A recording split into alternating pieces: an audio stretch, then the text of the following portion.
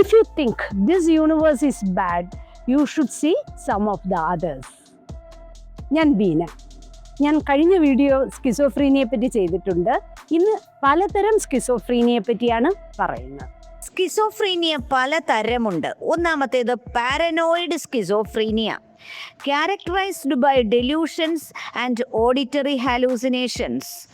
ഉദാഹരണത്തിന്, ഒരു വ്യക്തി തങ്ങളെ പിന്തുടരുകയാണെന്നോ ഗൂഢാലോചന നടത്തുന്നുണ്ട് എന്നോ അമിതമായി വിശ്വസിക്കാം.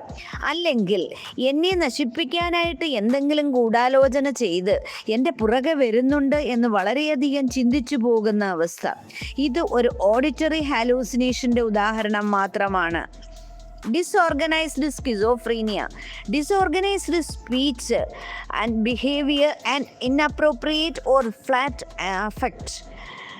ക്രമരഹിതമായ സംസാരം, പെരുമാറ്റം, അനുയോജ്യമല്ലാത്ത സ്വാധീനം എന്നൊക്കെ പറയാം. ഉദാഹരണത്തിന്, ഞാൻ ഇന്നലെ ഇവിടെ തവള വെള്ളത്തിൽ പച്ചയ്ക്ക് പോയി, ദൈവത്തിന് ശാപം കിട്ടി. ഇങ്ങനെയുള്ള പരസ്പര ബന്ധമില്ലാത്ത സംസാരം. A person might speak in a way that is hard to understand.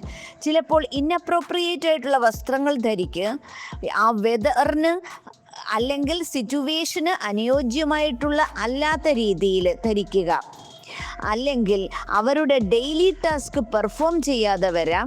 Disorganised ആയിട്ടുള്ള സ്കിസോഫ്രീനിയ ഉള്ള വ്യക്തികൾ പെർഫോം ചെയ്യുന്നത് ഈ തരത്തിലായിരിക്കും. A person might remain motionless or hours or exhibit excessive and purposeless movements എന്ന് പറയാം. അമിതമായ ചലനം മുതൽ ചലനത്തിൻ്റെ അഭാവം വരെ. ഉദാഹരണത്തിന്, ഒരു വ്യക്തി 1 മണിക്കൂറോളം അനങ്ങാതിരിക്കുകയോ ചിലപ്പോൾ ലക്ഷ്യബോധമില്ലാതെ ഭയങ്കരമായിട്ട് മൂവ്മെൻറ്റ് പ്രകടിപ്പിക്കുകയോ ചെയ്യുന്ന ഒരവസ്ഥയിലേക്ക് പോകാം. ഇതാണ് കാറ്ററ്റോണിക് സ്കിസോഫ്രീനിയ. അടുത്തത് undifferentiated schizophrenia, displays symptoms of schizophrenia that do not fit in to the other types. ഉദാഹരണത്തിന്, a person might have symptoms like delusions, hallucinations, disorganized speech, but they don't fit neatly into the paranoid or disorganized or catatonic categories. അടുത്തത് residual schizophrenia. A person has A history of schizophrenia, ഉണ്ടാകാം, പക്ഷേ ഇപ്പോൾ doesn't show prominent symptoms.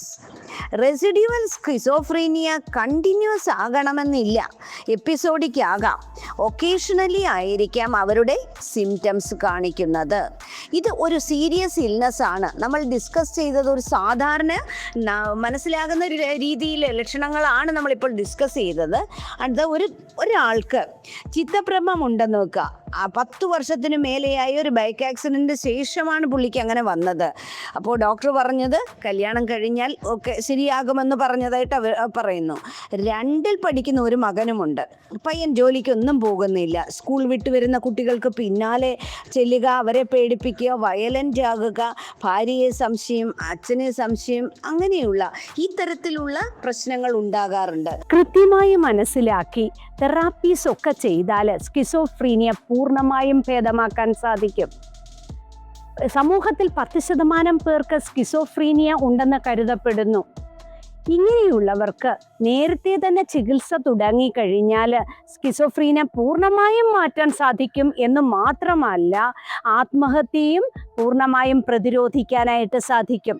എല്ലാവർക്കും നന്മയുണ്ടാകട്ടെ. Thank you very much.